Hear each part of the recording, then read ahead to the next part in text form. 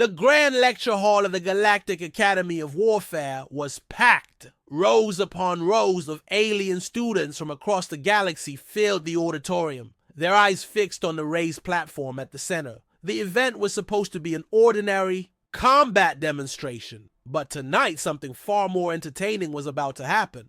Professor Zilvar, a highly respected scholar from the Tralaxian Empire, stood tall, his forearms folded behind his back. He was known for his extensive knowledge of melee combat, particularly the art of the Tralaxian dueling blade, a weapon revered for its elegance and lethality. He had spent decades teaching advanced combat theory to future military leaders, and tonight he intended to teach a particularly humiliating lesson to a human. At the far end of the stage stood Cadet Jacob Carter, the lone human among a sea of alien cadets. He was young, athletic, but not particularly imposing, with an air of casual confidence that seemed entirely out of place. Unlike the others, who wore ceremonial robes or battle harnesses, Carter was clad in a simple training uniform. His posture was relaxed, hands resting in his pockets, as if he were waiting for a bus rather than preparing for combat. Zilvar addressed the crowd, his voice laced with amusement.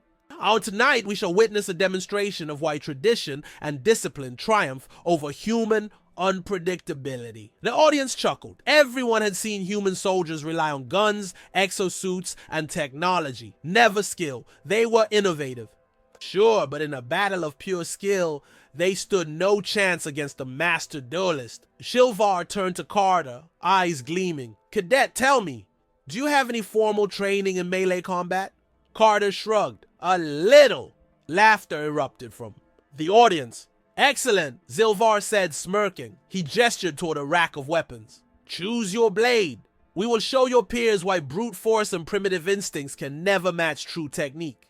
Carter strode over, casually selecting a long, curved dueling sword, a traditional Tralaxian weapon. He held it up, testing its weight. Then, with a single swift motion, he snapped the blade into a perfect guard stance. The air grew deathly silent. Zilvar's smirk faded. Something was very wrong. Professor Zilvar's smirk faltered for only a moment, but the trained eyes of a master duelist saw something that others did not. The way Cadet Jacob Carter held the blade wasn't that of a novice playing with a toy. It was instinctive, practiced. The stance was too perfect, the grip too natural. The room, which had moments before been filled with laughter, now hung in curious silence. Zilvar composed himself and cleared his throat. Oh, I see you have held a blade before.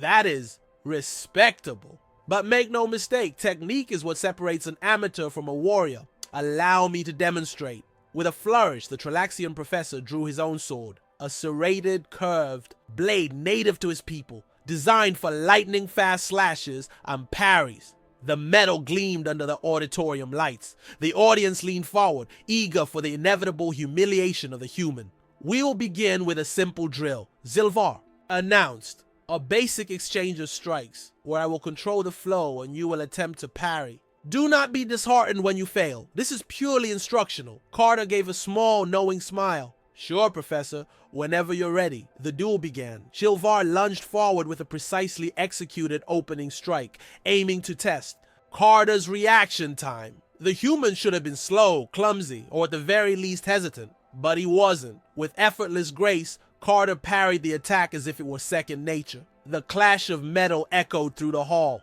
Zilvar blinked. He tightened his stance, adjusting to a more aggressive flow, launching 3 more rapid strikes in succession, each faster than the last. Carter blocked every single one, the audience murmured. Some leaned forward in their seats. This wasn't how the lesson was supposed to go. Zilvar narrowed his eyes. The human was reacting too well. Impossible. He increased the intensity, shifting into advanced techniques, combinations that took years of training to perfect. The dance of the bladed storm, a fluid whirlwind of strikes designed to overwhelm. An opponent! Carter didn't just block, he matched the professor's footwork step for step, movement for movement. He wasn't just reacting, he was predicting. The murmurs in the audience turned to stunned silence. Zilvar felt something he hadn't experienced in decades. Doubt. Enough playing around, he muttered, stepping back. Clearly you have more experience than you let on. But now we test your endurance. He adjusted his grip and took a true dueling stance, one meant for combat, not instruction. Carter raised an eyebrow. Oh? So we're getting serious now? Without another word, Zilvar attacked in full force, a blur of movement, his forearms wielding the blade in a dizzying display of technique. This was the level that had made him a legendary duelist among his kind, and yet Carter met every strike perfectly. Not only that, but he countered, forcing Zilvar back step by step. The professor was now the one on the defensive. A bead of sweat formed on Zilvar's forehead. This was not possible. A human should not be able to do this. The tension in the grand lecture hall was palpable. What had started as a simple demonstration meant to humiliate the human had turned into something no one had expected. Zilvar, the renowned master duelist, stood rigid, gripping his sword tightly. His confident smirk was gone. In his place was something he had not felt in decades: frustration, confusion, and a hint of fear. Cadet Jacob Carter, the lowly human, had not just matched him strike for strike. He had begun to push him back, and now the real duel would begin. "Oh, you're holding back, Professor," Carter said, rolling his shoulders as if he hadn't just deflected a flurry of expert strikes. "That's kind of insulting, don't you think?" Zilvar's jaw tightened. His forearms flexed, gripping his wool, sword with practiced precision. This was no longer a lesson. This was a challenge. "Very well, Cadet," Zilvar said, his voice devoid of amusement. "You want to see what a master can do? Then I will give you a demonstration you will never forget." The air in the hall grew thick with anticipation. Every alien cadet in the South audience leaned forward, their gazes locked on the duelists. And then Zilvar struck. But this was different from before. His movements became a blur, his footwork a storm of precision. No more demonstrations, no more holding back. The professor of combat and strategy was now fighting to win. His forearms worked in a dazzling display of blade rotations and unpredictable feints, weaving an intricate dance that had disarmed hundreds of students before. But Carter, he didn't flinch. The human moved like liquid steel, his sword sweeping through the air with grace and precision. It wasn't just his reflexes. He was reading Zilvar's attacks, adapting in real time. Block, step, parry, counter. A perfect rhythm. A warrior's instinct. Zilvar struck high. Carter ducked and countered. Zilvar feinted left. Carter sidestepped and flicked his blade in response. Zilvar spun into a downward strike.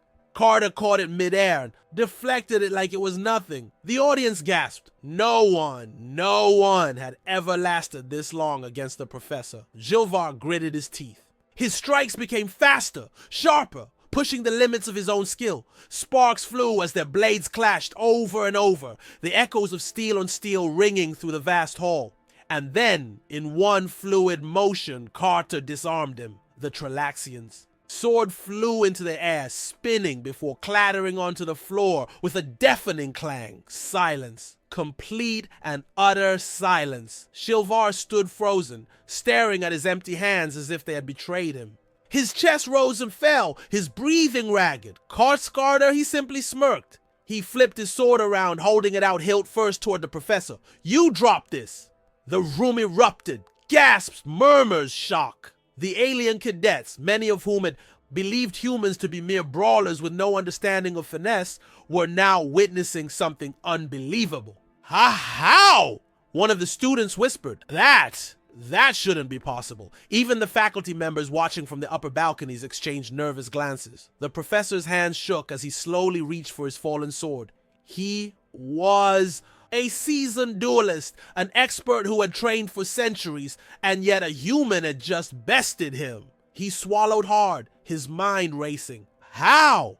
How could a species so new to the galactic stage produce a warrior of this caliber? And then as he studied Carter's stance, his movements, his absolute control, he realized something. This human wasn't just skilled, he was trained, not just in any combat style, but in real life or death battle. This wasn't the precision of a duelist who fought for sport. This was the discipline of a soldier, a warrior who had fought and survived. Zilvar's throat went dry. "Tell me," The professor finally spoke, his voice hoarse. "Where did you learn to fight like that?" Carter tilted his head as if considering the question. Then, with an infuriatingly casual shrug, he answered, back home we just call it fencing." The alien stared in horror. That was basic human training? They train their young to fight like this? How many of them are like him? The realization dawned. If an ordinary human cadet could disarm a master duelist, what did that say about their true combat potential? Whispers filled the hall. Gilvar exhaled slowly. Humiliating the human? No! He had just revealed something far, far more dangerous, and the galaxy wasn't ready for it. Silence hung in the grand lecture hall. The moment Cadet Carter had disarmed Gilvar, the very air seemed to shift. It was as if the galaxy's natural order had been rewritten in that instant. The Tralaxian professor, a master duelist with centuries of experience, stood there, his empty hands trembling. His blade, once an extension of his pride and dominance, now lay at his feet. And Carter? The human cadet stood relaxed as if he had just finished a warm-up exercise. His sword was steady, his posture unshaken. But there was something more unsettling than his skill. It was his expression. Calm, collected, completely unimpressed. The realization began to spread like wildfire through the room. Gilvar had never been in control of this fight. For a long moment, Gilvar said nothing. His mind struggled to process what had just happened. A human, a mere cadet, had bested him. The humiliation burned through his veins like liquid fire.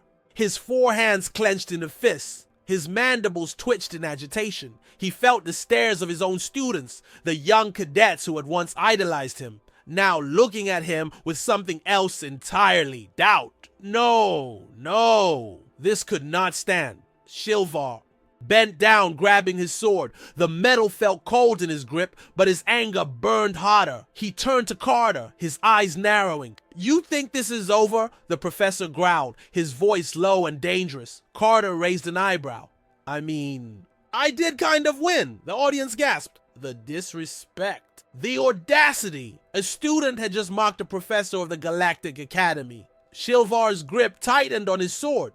"No, not yet. I will not be humiliated like this." "This was a mere exercise," Gilvar said, his voice regaining its icy control.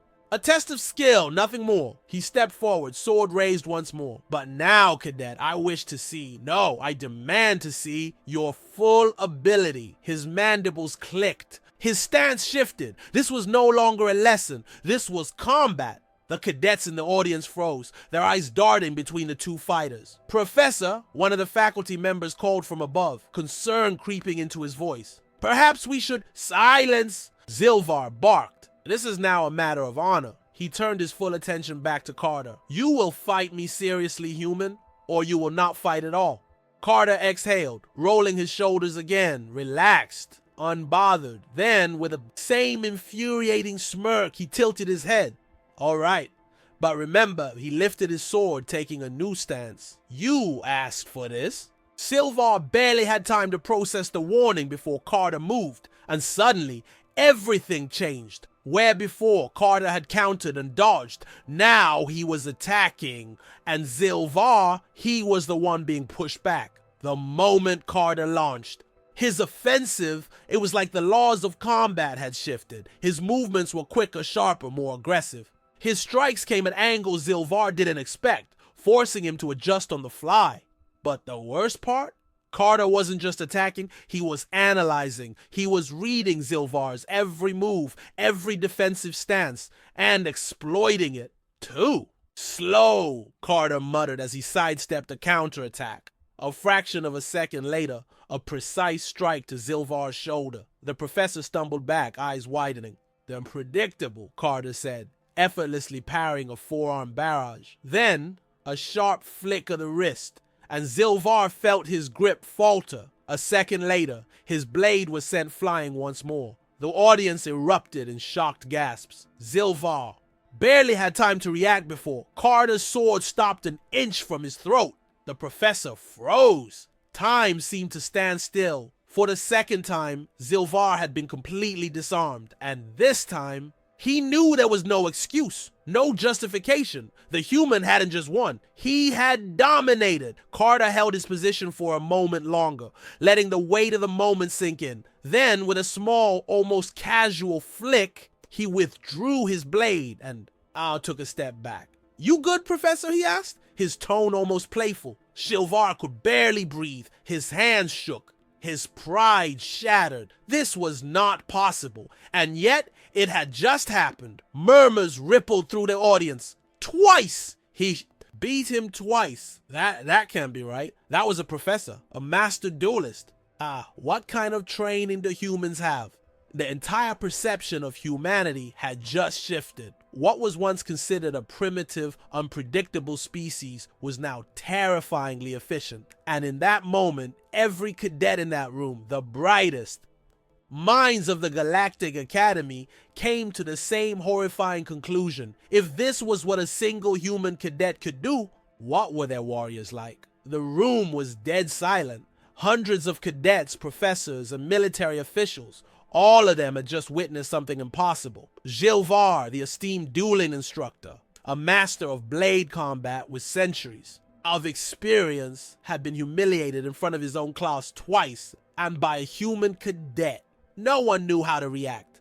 Some still stared at Carter as if expecting some kind of explanation. Others exchanged uneasy glances as if trying to process what had just happened. Even the faculty members, the other alien professors, remained frozen in place, their expressions ranging from disbelief to outright concern. And then, finally, Zilvar spoke. The Tralaxian professor slowly stepped back, his mandibles twitching with restrained emotion, his forehands curled into trembling fists, his blade now forgotten on the floor. I yield, he admitted, the words barely above a whisper. The weight of that confession sent a shockwave through the crowd. Professor Zilvar, one of the most feared duelists in the Galactic Academy, had yielded to a student. To a human student. Carter, still holding his sword at his side, exhaled and gave a small, almost polite nod.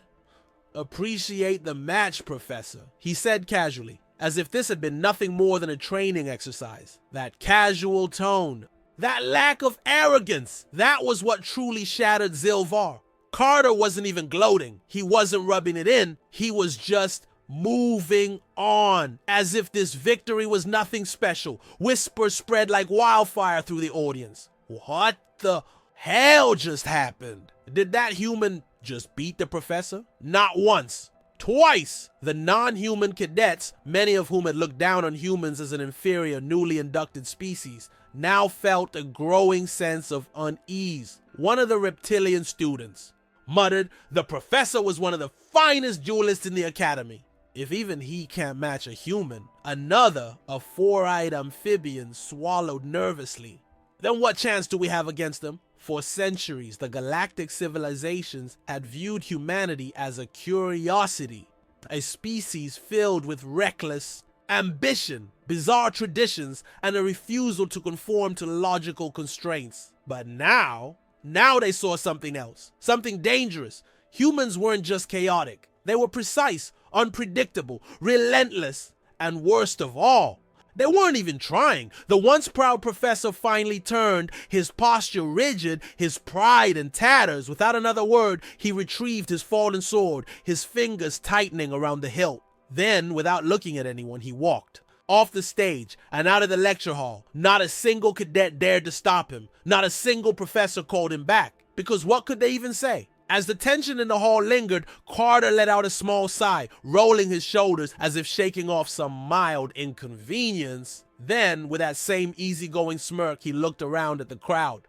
"So, does this mean I passed the class?" There was a long pause. And then, somewhere in the back, a single human cadet snorted. Then another laughed, and suddenly the human students burst into genuine laughter, unable to contain themselves any longer. The non-human cadets, however, did not laugh. They only stared, and in their eyes the message was clear. Humans weren't weak. Humans weren't primitive. They were something else entirely, something that the galaxy might not be ready for. For days, the duel remained the only topic of conversation at the Galactic Academy.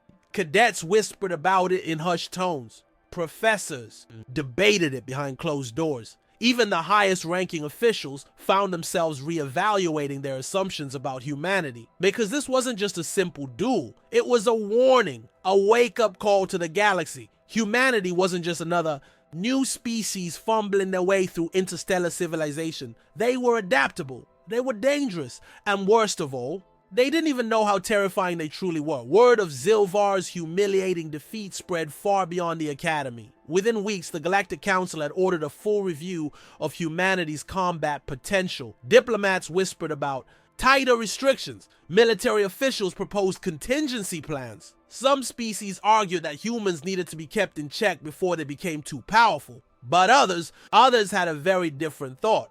What if we recruited them instead? Because if one human cadet could humble an elite dueling instructor, then what could a fully trained human warrior do? And what if humans weren't enemies? What if they were the greatest allies the galaxy could ever have? As for Zilvar, the once proud dueling instructor spent days in seclusion. He replayed the battle in his mind over and over, searching for an explanation, some reason, some excuse for his loss. But the more he analyzed Carter's movements, the more he realized the truth. The human hadn't just beaten him with skill alone. It was his mentality. Humans didn't fight for honor the way Tralaxians did. They didn't adhere to rigid traditions. They didn't believe in fighting fair.